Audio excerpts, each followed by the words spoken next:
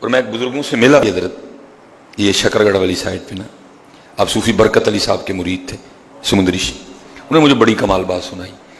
فرماتے ہیں حضرت نے نا کچھ عنایت فرمایا مجھے، کچھ روحانی طور پہ عطا ہوئی مجھے، اللہ کی مخلوق کی خدمت کرنا، حضور کی امت کی خدمت کرنا، کچھ نعمت عطا ہوئی، کچھ آپ نے کچھ عطا فرمایا. فرماتے ہیں میں اللہ کی مخلوق کی خدمت میں مشغول ہو گیا.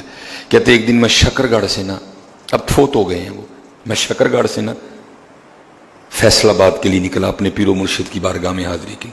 اب فرماتے ہیں سیالکوٹ آیا، سیالکوٹ سے آ کے راجہ بس پہ بیٹھا، راجہ بس جو ہے وہ سمندری کی طرف چل پڑی فیصل آباد. کہتے راستے میں نا عصر کی نماز کا وقت ہو گیا.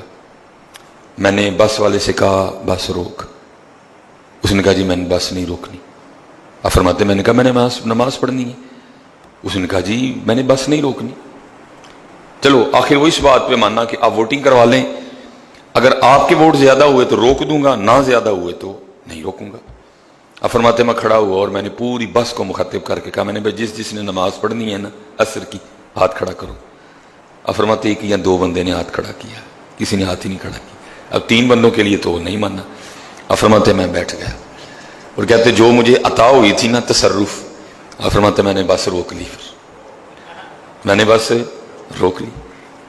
وہ ڈرائیور بھی پریشان، کنڈکٹر بھی پریشان کہ بس کو ہوا کیا ہے.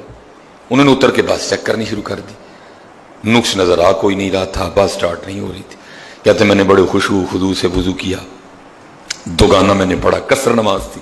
کہتے پڑھ کے آ کے میں پھر گاڑی میں بیٹھا اور پھر جو تھا کچھ اس کو یوز کیا، بس پھر سٹارٹ ہو گئی.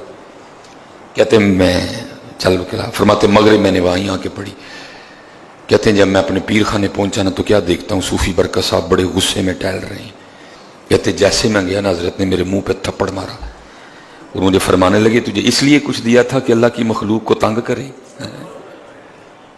بھئی مسئلے کی روح سے تو بس میں بھی نماز پڑھ سکتا تھا، تجھے اس لیے دیا تھا کہ تو اللہ کی مخلوق کو تنگ کرے. کسی نے جنازے پہ پہنچنا تھا، کسی نے کچھ کرنا تھا، تو نے بس کیوں روکی؟ ادھر دے واپس، تو اس کے لائق ہی نہیں تجھے کچھ دیا جائے. یہ صوفی ہوتے ہیں، یہ صوفی ہوتے ہیں حضرت. صوفی کا مطلب یہ ہے اللہ کی مخلوق سے محبت کرنے والا، اور جس کو اللہ کی مخلوق سے محبت نہیں ہے وہ صوفی نہیں ہے.